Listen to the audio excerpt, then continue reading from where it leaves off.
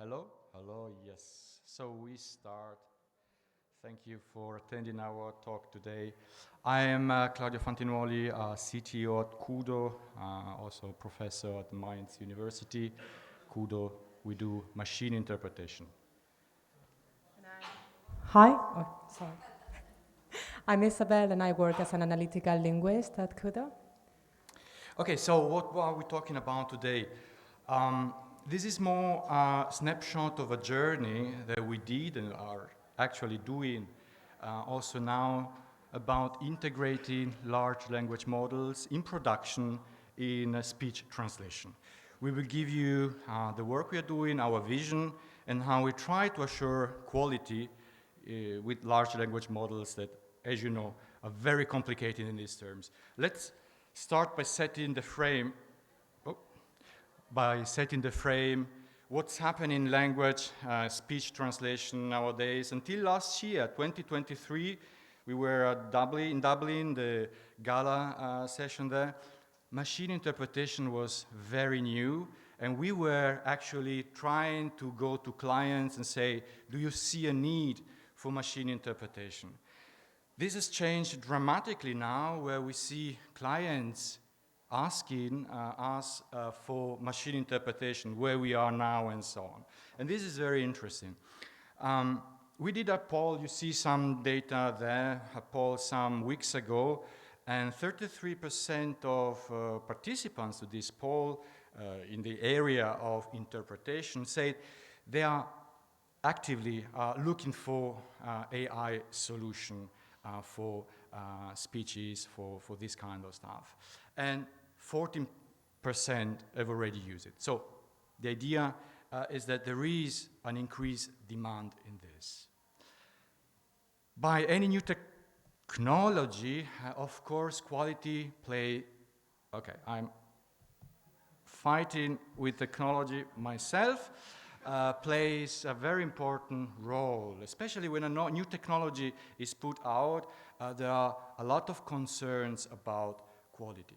And the demand of machine interpreting is easy to understand. Machine interpreting is an answer to more multilingual communication. Requests for more multilingual communication is very easy to use and is more affordable. So it's clear that there is a demand for this.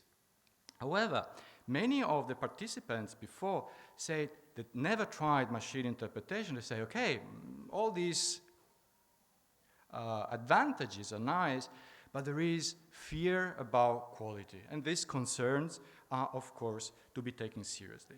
So quality remains the big challenge in machine interpreting because it's new. To frame it, just to understand what machine interpreting is, okay, I will fight all day long with this PowerPoint, sorry for this. To understand, just to frame it, because it's very new, we have very different types of technology in machine translation. We have speech-to-text translation offline. We have dubbing.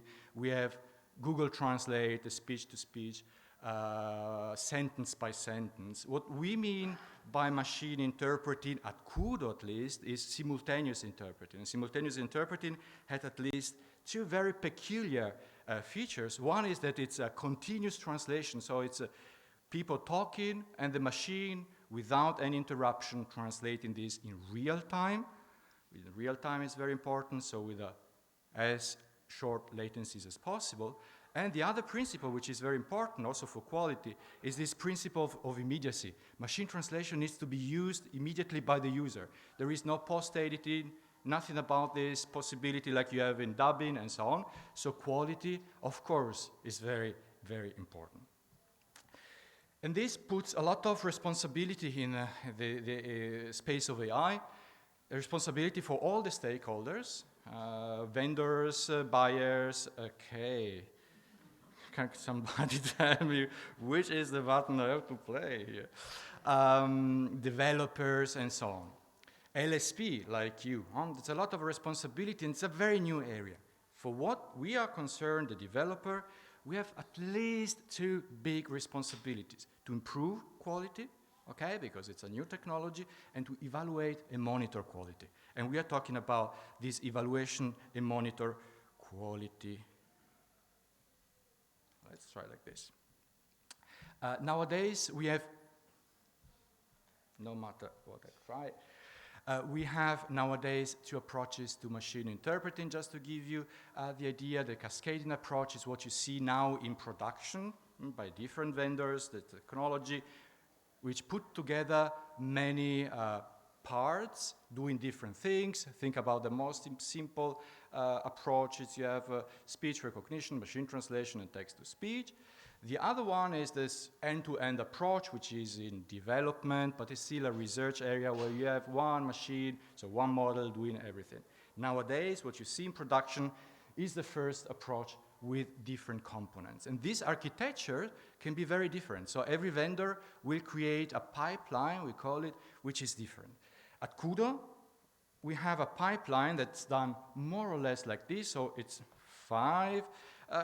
6 components. So we have basic speech recognition, we have machine translation, we have text-to-speech, but we have also other components like simultaneous modality. We try to do this simultaneous translator. And very important, we have large language models, which is an added layer to create, see in a few seconds what we want to do with this, with large language model. And then we have this, we call it like very poetically, I'm Italian, so I try to bring a little bit of poetry in it, orchestrator, and the orchestrator coordinate all this stuff in real time.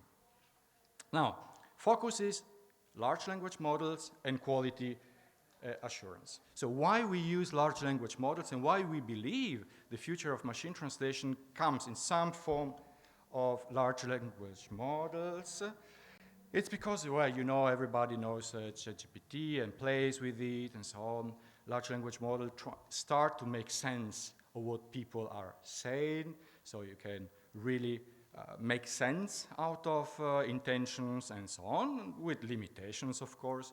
They can react to stimuli you're prompting ChatGPT, and we can prompt ChatGPT or other large language models also inside a pipeline of speech recognition or speech translation. They're quite good in rewriting. They are increasingly good, at least in some languages, in translation. And very interesting, they are able to use context to improve translation. This is very important.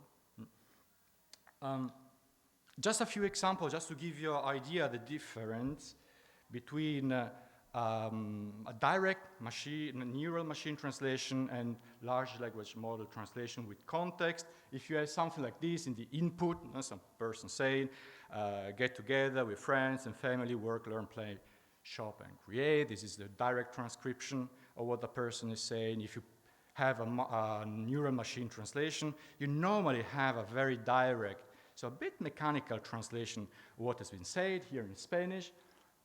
If you use a large language model using context, you have a translation. There is the Spanish, and then here is the English, which sounds more like hang out with friends and family, learn, play, buy, create. This is the back translation. So you can see we can play, for example, with style. Or very important for real speeches, we can neutralize inappropriate language or transcription errors. Here is just an example. Somebody or the machine understanding, do what I have to do, which is shut up. So these are examples from real life. Maybe the machine, the speech recognition understood it falsely, or it was the person, not mother tongue in English, using an expression which is problematic in the translation. If you have human interpreters, they will intervene in some way according to the context in the translation. If you have a direct machine translation, neural machine translation, this doesn't happen. But if you have contextual large language model, you can have a softened, so to say, translation, do what you have to do, which is to be quiet. And the difference in this translation is huge in real life.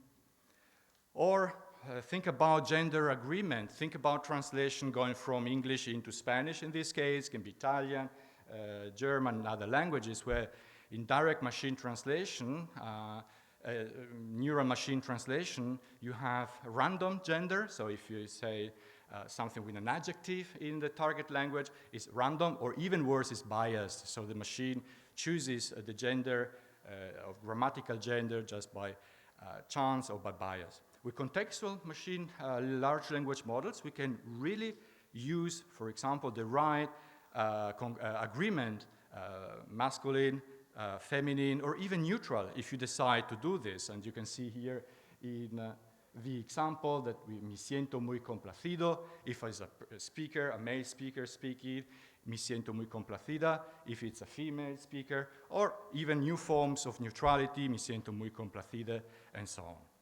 And these kind of translations are possible only with large language models, and you can understand how important this is in real use of speech translation. These are just examples, but other things we are working on is also the possibility to use video to get information in real time. So, for example, about the speakers, think about the gender agreement. Is a male, is a female speaking? We can get this information with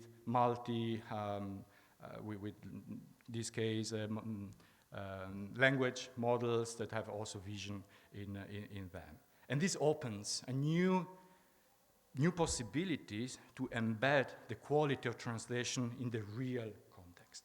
Now, very nice all this. However, large language models in production, in real life, are very difficult to control. Okay, so there are a lot of questions to be answered, starting from the very basic, what kind of language model we should use. Okay, we hear about the biggest language models, but in many cases, probably, we don't need the biggest language model to do this. We have to control hallucinations, you'll know about this. We have to control bias in language models, and we have to control what is really erratic behaviors. If you work in production with large language models, you notice that sometimes they behave completely different as you expect, and so on. And low reproducibility of results is another stuff which is very important. And very engineering perspective, you need in real time to have stuff that works very fast, so the inference time is very important. A lot of challenges that we have, and now I pass the word to my colleague that she will go into how we try to control and evaluate these variables to make large language models really usable in production in our products. Thank you, Claudio. Can you hear me? Oh. So at Kudo, we really try to constantly improve the quality of our speech translation system. So we combine automatic metrics with user feedback. And the main advantages of these automatic metrics is that they are cheap, they are fast, and they allow for running big amounts of data. However, many machine translation experts don't recommend this, and this is because the scores are related to some specific references.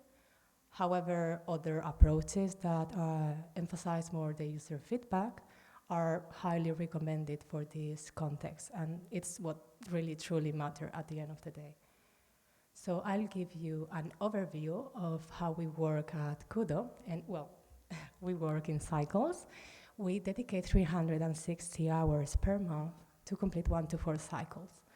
And we always begin with a new idea about how to improve the quality of our translation using generative AI. After that, we follow a phase of research and planning to determine the feasibility of its implementation. And to do so, we create a dedicated test set that will be used by our LQA team to perform some preliminary manual testing. And once we get satisfactory results, we follow to further and bigger evaluations. First, we do automatic testing using a large corpus. And then our LQA team, together with some external experts, perform some human evaluations. And this is because human evaluation also is important to identify some nuanced issues that are not detected through the automatic evaluation alone. However, once we get the expecting results with testing, our engineering team proceeds to implement this in production, and from there we closely monitor our clients' feedback to look for areas of improvement and also see the real-world performance of this new implementation. So, To dive a little bit more about automatic evaluation, we have an internal corpus of over 60,000 sentences across different languages, domains, and settings.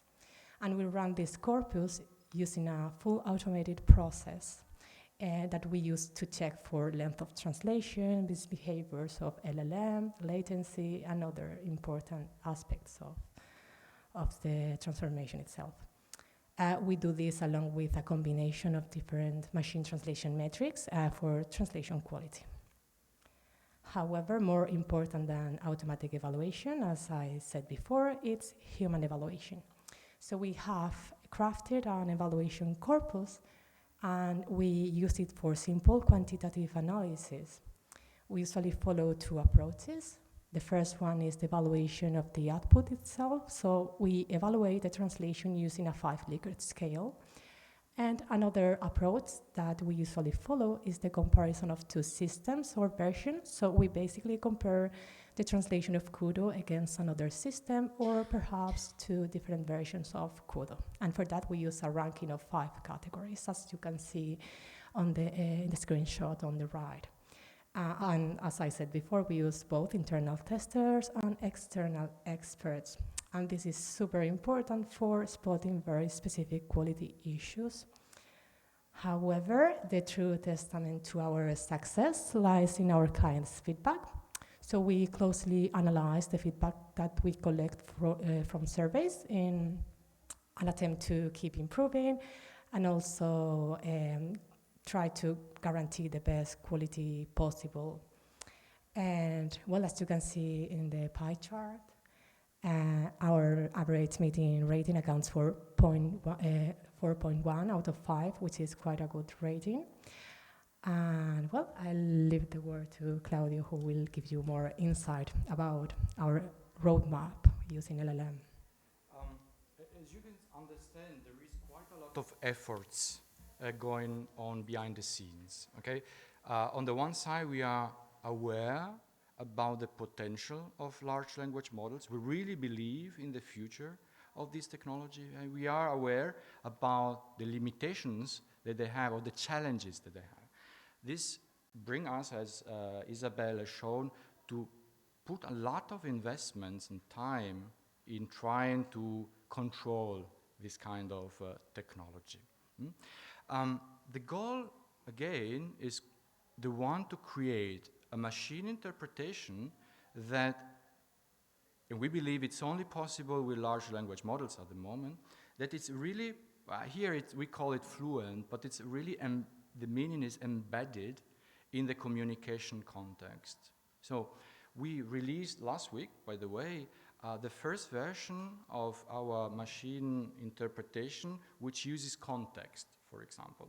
If you look normally, a cascading system translates sentence, whatever you define sentence by sentence. What we do, starting last week, after quite a lot of work, is to use context. So that what the people have been said before the sentence that we are translating, to improve the quality of translation. And we see with all these tests, which are very expensive from time, consuming from time, because at the end of the day, the manual metrics can just give us a gist of the information, but it's really asking the people to evaluate it, and we use the metrics that she showed before, but also question and answering. So we experimented also with question and answer, so understandability, what do the people understand, and so on. And we see really an increase in quality. And the increase in quality is really subtle, very difficult to measure, but everybody feels it. It's a translation that makes sense with all the errors that AI still do, but makes sense in the specific context. And we are just at the second level. We started with LLM last year. This year we added context LLMs, and we have still 3 points of development to go to try to make this context even more on the foreground in the process of translation. And this is going back to what we said before, this immediacy of interpretation. So people are using interpretation in a specific context, and the context of what the people are saying is so important for the meaning. This will be, in our opinion, the key that we have envisioned for the future of interpretation. And the future of interpretation is some months. We were talking about very short cycles time. As again, we are experimenting and testing how to test. It's very difficult. The multimodality of large language models or of foundational models, as I said before, the possibility to see, to let the interpreter, so the machine interpreter, see the context. Think about the picture I showed you before. Okay. Think about the picture I saw you before. From this image, you can infer a lot of information. I said the example about the gender, who is speaking. You can infer gender under some cases also by voice. And by the way, gender is a very complicated topic, as we all know. But we can infer many other situations about the formality, for example, of the meeting. And it's very different if you have a translation which is very informal or very formal. And we can infer all this information, for example, by vision. And the challenge we have is actually, which is very interesting, the challenge of the technological challenge becomes more and more easy, but the challenge is to test it. How we can test really in a really robust way if the translation is suit for purpose,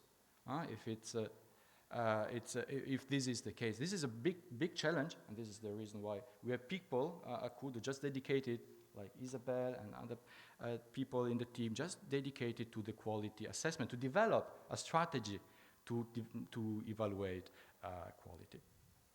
Just coming to the end, why we do this? We had a presentation this morning, a panel, and the first question was what people do not ask you about AI.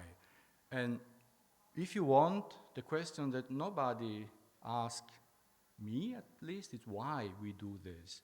And the reason why we do this is also a little bit personal issue, personal statement, is that we really believe that this technology can, together with human interpretation, which is still to exist no matter the quality of machine interpretation, is really to break down language barriers, which sounds a marketing slogan, but it's really a mission.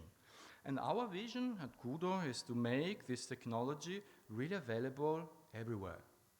So think about not 2024, but a future where every space, think about in the public sector where there is a necessity for communication between the institutions and the people, immigrants and so on, has no language barriers, at least at some level has no language barriers, and people can talk and listen in their own language and interact and integrate themselves into the society, or the society integrate themselves itself with the people that join them. So this is our vision. But thinking about LSP, we created technology, but thinking about LSP, there are a lot of potential to discover areas where this technology can be used for clients, for the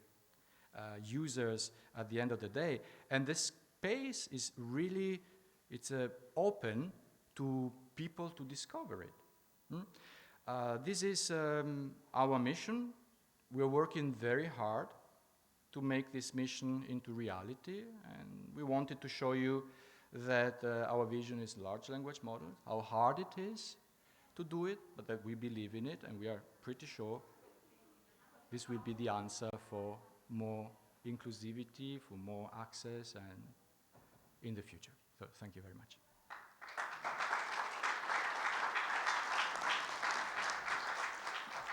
So we probably have time for like 2 questions.